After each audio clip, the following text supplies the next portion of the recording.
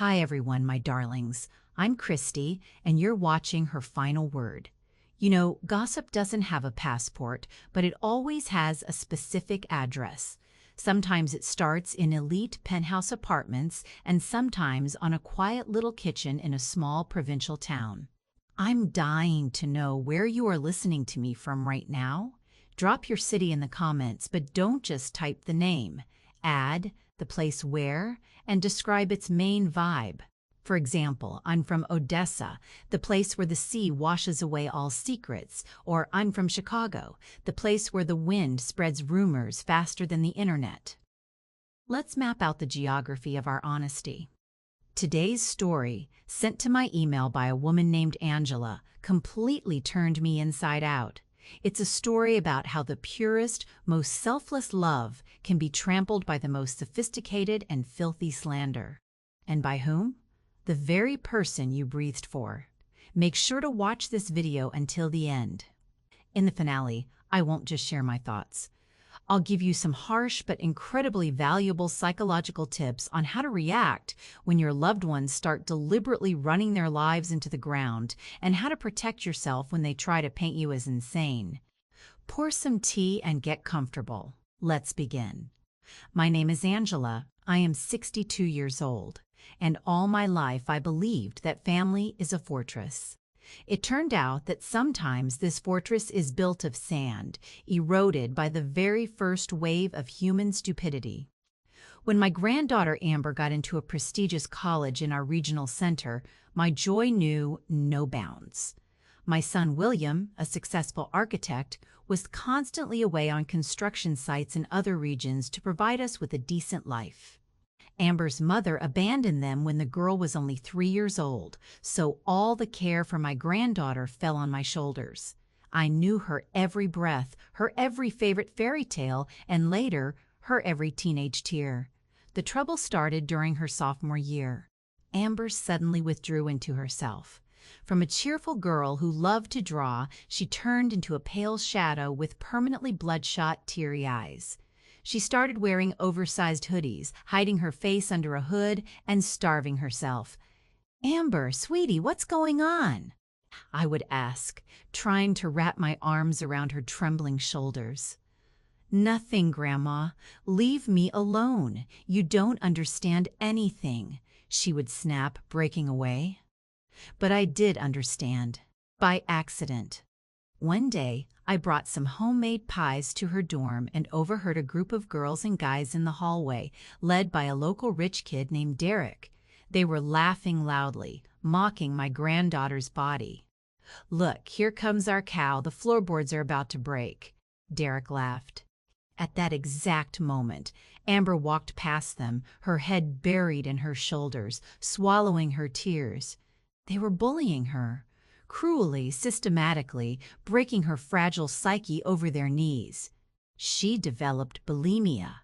I found hidden packs of laxatives and heard her vomiting in the bathroom after every meal. I couldn't watch my child wither away. While William was tearing himself apart at work to pay for her expensive tuition, I moved to the city. I rented a tiny apartment close to her college. I went to the dean. I sat with Amber for hours, forcing her to eat at least a spoonful of broth. I found the best psychotherapist, paying for the sessions out of my pension and secret savings. I literally dragged her out of that hell by her hand. I told her, "Amber, you are beautiful. You are stronger than all of them. Derek and his gang are nobodies." 6 months later, my efforts paid off.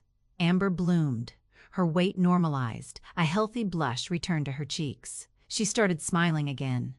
I breathed a sigh of relief, thinking we had defeated the monster. Oh, how wrong I was. The monster had simply changed its strategy, and to my absolute horror, it had taken up residence inside my own granddaughter. Everything changed in a single day. I went to the college building to drop off a folder of drawings Amber had forgotten. On the porch stood that same crowd, Derek and his friends. But Amber wasn't running away from them. She was standing right among them, and she was smiling. Derek casually threw his arm around her shoulder, whispering something in her ear. Amber giggled flirtatiously. My heart skipped a beat. The very same guy who had driven her to anorexia and tears was now holding her by the waist? I quickened my pace. "Amber?" I called out. My granddaughter spun around.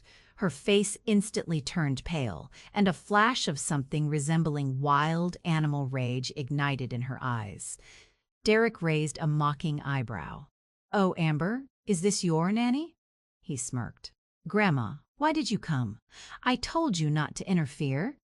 Amber snapped, rushing over and literally ripping the folder out of my hands. "Go away, please, just leave." I left, feeling a cold knot of anxiety tightening inside my chest. But that was just the beginning.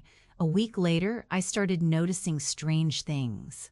Our small circle of relatives, aunts, cousins with whom we had always been close, suddenly stopped answering my calls. And when they did answer, their voices sounded dry, strained, filled with a frightening kind of pity. When my cousin Clara finally agreed to meet me for tea, she spent the entire evening staring at me with a piercing, scrutinizing gaze. Every time I reached for the sugar or forgot where I put my glasses, ordinary forgetfulness for my age, Clara sighed and shook her head. "Angela, dear, maybe you should take some memory vitamins," she asked cautiously, patting my hand. "Or get a checkup. Medicine has come a long way. Dementia can be slowed down if caught early." "What dementia, Clara? What are you talking about?" I laughed, assuming it was a joke. "Well," Amber told us, "she said you mix up the days of the week, that you showed up at her college and caused a scene, screaming at her friends, mistaking them for ghosts from your past. That you hide food under your pillow." I froze. The teaspoon clattered loudly onto the saucer. Clara's face blurred before my eyes. My granddaughter, my Amber, for whom I had uprooted my life, abandoned my home, and sacrificed my health, was telling our relatives that I was losing my mind? I wasn't walking. I was flying to Amber's. I had my own key to her apartment, the very one William and I rented for her. I quietly unlocked the front door, intending to sit down and talk to her sternly, adult to adult. Voices drifted from the living room. Amber wasn't alone. Derek was with her. "Babe, are you sure your old lady won't show up at the club tonight?" Derek drawled lazily. "She's seriously annoying. Controlling your every step, like a warden in a skirt." "She won't show up." Amber's voice held none of the sweetness of the girl I had raised. It rang with a cold, calculated cynicism. "I already prepped Aunt Clara and Uncle before the birthday party. I told them Grandma has severe age-related dementia. I said she's aggressive, imagines bullying that never happened, and is constantly hallucinating.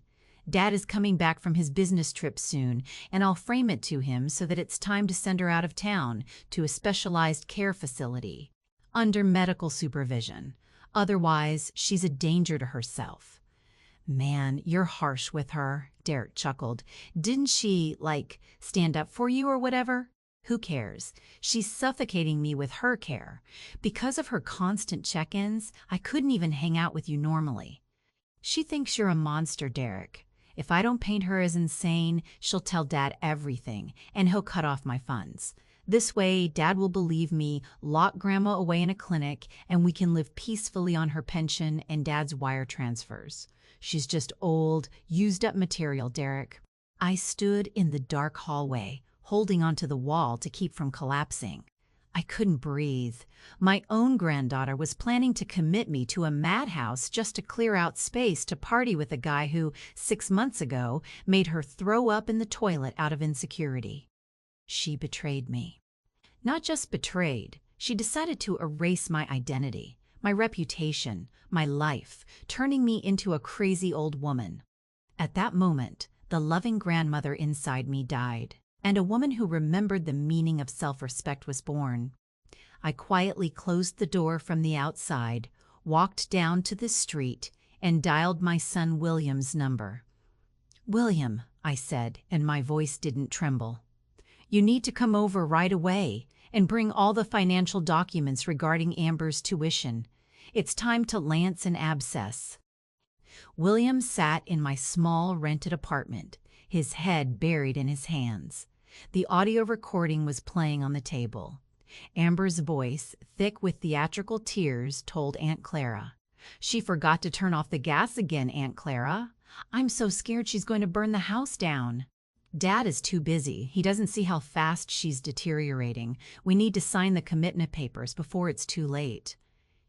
Is that Amber's voice?" William asked quietly, his face gray with shock. "My daughter speaking about you like that? About the woman who raised her?" "Yes, son," I answered calmly. "She is ready to institutionalize me just so I won't get in the way of her sleeping with Derek and spending your money. She thinks she's the smartest person in the room. But she forgot one tiny detail. Actually, she never even knew it." Amber firmly believed that her luxurious lifestyle, her elite college education, her designer clothes, her iPhones, and her apartment rent was solely due to her successful father. She didn't know that William's construction business had almost gone bankrupt 3 years ago. To save my son's company and pay the first installment for my granddaughter's tuition, I had sold my large 3-bedroom apartment in the city center and moved to a remote village into my parents' old house. Every single contract with the college was signed in my name. The money in her account came from the sale of my property, which I officially transferred through my bank. She viewed me as used-up material, a dependent old woman with no right to a voice. She thought gossip was her exclusive weapon. "What are we going to do, Mom?" William asked, and in his eyes I saw the same cold resolve that burned in mine. "We are going to hold a family council, William, the exact one she dreamed of, only I won't be the one on trial." I called Aunt Clara, Uncle Robert, and all the relatives whose ears Amber had been filling with the poison of my madness. I invited them to a family dinner at Amber's apartment, saying I had an important announcement to make. Amber, confident that her plan was near completion, gladly agreed. She even invited Derek to meet the family, against the backdrop of my final downfall. The table was set. The relatives whispered among themselves, throwing anxious glances my way. Derek sat next to Amber, slouching arrogantly in his chair and scrolling through his phone. Amber stood up, holding a glass of juice.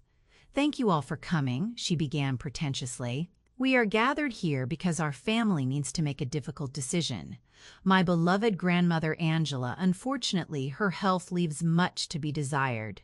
Aunt Clara and I believe she needs professional care in a specialized facility." I calmly stood up from my seat. I was wearing my best tailored suit, my hair perfectly styled. My gaze was steady and sharp. Not the kind of look you see on someone with dementia. "A beautiful toast, Amber," I said loudly. A dead silence fell over the room. "But before we discuss my dementia, let's watch a short movie from the archives of my delusions." William walked over to the TV and plugged in a flash drive. On the screen appeared not just audio, but a video recording captured by a hidden nanny cam I had installed in Amber's living room. I had placed it months ago when I was terrified she might have a bulimia attack and collapse. On the screen, Amber and Derek were sitting on that very couch. "Who cares? She's suffocating me with her care. She's just old, used-up material. Dad will lock her away in a clinic, and we can live peacefully on her pension and Dad's wire transfers." Amber's voice echoed clearly and sharply across the room. Aunt Clara gasped, covering her mouth. Uncle Robert scowled. Amber's face instantly drained from triumphant to a sickly ashen gray. She tried to jump up. "This is edited. This is a lie. She's crazy. She made it all up." "Sit down." William roared so fiercely that the plates on the table rattled. Derek flinched and tried to quietly slide off his chair, but William blocked his path. "Now you listen to me, Amber. All of you listen." I pulled a folder of documents out of my bag and laid it flat in front of my granddaughter. "This is your college tuition contract, Amber. It is signed by me. These are bank statements. All your clothes, your iPhones, your food, and this apartment were paid for with the money from the sale of my home. Your father gave everything he had to save his business, and I gave everything I had to pull you out of the noose of insecurities that this exact young man dragged you into." I pointed a finger at a pale, shaking Derek. "You started a rumor that I lost my mind just so you could sleep around and party on my dime with the person who humiliated you?"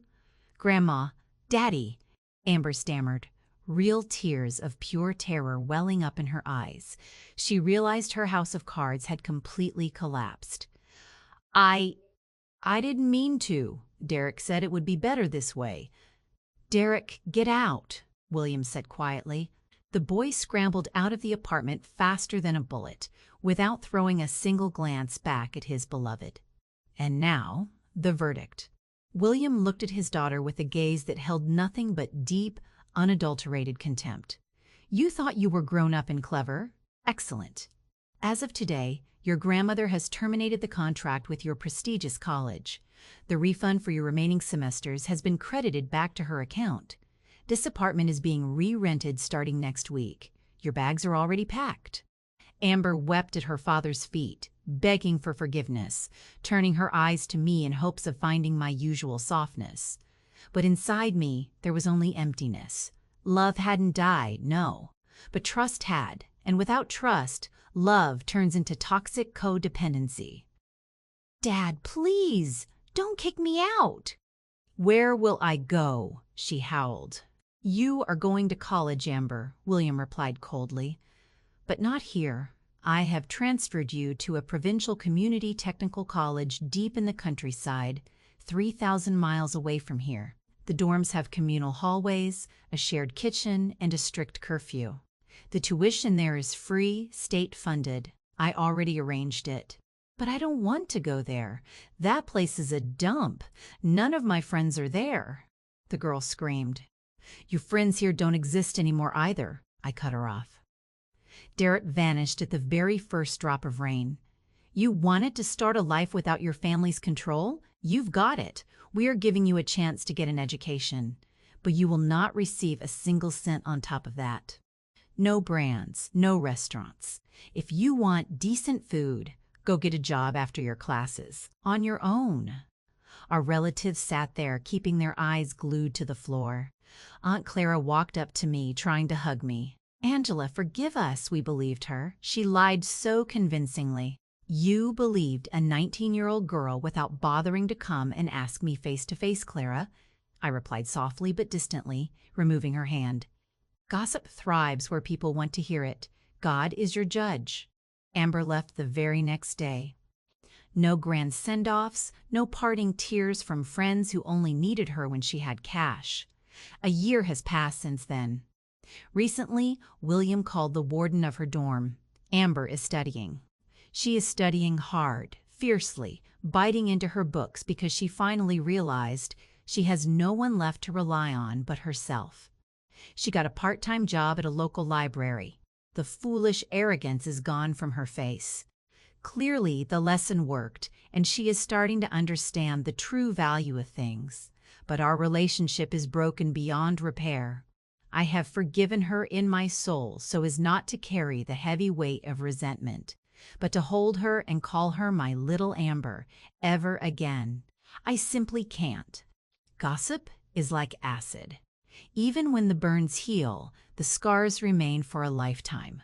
Well, my darlings, what did you think of the story? I still have goosebumps. You know what struck me the most? The absolute ease with which Amber stepped over the very person who saved her life. It's a terrifying psychological phenomenon. Sometimes people grow to hate their saviors because those saviors witness them at their point of deepest vulnerability. Amber was ashamed of her bulimia, ashamed of her weakness before Derek, and instead of gratitude, she redirected that aggression toward her grandmother, who had seen her at her lowest. Angela did the absolute right thing. She didn't play the holy martyrs and just take it. She protected herself fiercely and brilliantly, and the fact that she and her son didn't leave Amber out on the street, but gave her a ticket to a harsh but real life through a remote community college, that is the ultimate expression of real, tough love. They didn't destroy her, they raised her. And now, as promised, 3 harsh but valuable psychological life hacks for anyone dealing with something similar. Don't defend yourself to the crowd. Change the rules of the game. If a landslide of gossip is launched against you, it's useless to run around to everyone saying, "I'm not crazy." Gossipers don't want the truth, they want a show. Gather facts, rock-solid evidence, like Angela did with her nanny cam and bank statements, and strike once but knock them out completely, preferably exposing the very core of their lie publicly. Activate tough love. If a loved one, a child, a grandchild, a partner, is consciously destroying their own life, running around with abusers, and parasitizing your kindness, cut off your financial and emotional resources immediately. Saving someone who spits in your hand isn't generosity, it's codependency and enabling their self-destruction. Let them hit rock bottom. Only then does sobriety set in. Filter your circle using the presumption of guilt regarding rumors. If your relatives or friends believed a wild rumor about you without even bothering to come and ask, "Hey, is this true?" cut them out of your inner circle without a single regret. They didn't just make mistakes. They subconsciously wanted to believe in your downfall to feel better about themselves on your background. And now I have a very difficult and provocative question for you, my darlings. Do you think Angela did the right thing by effectively cutting ties with her granddaughter and sending her into exile?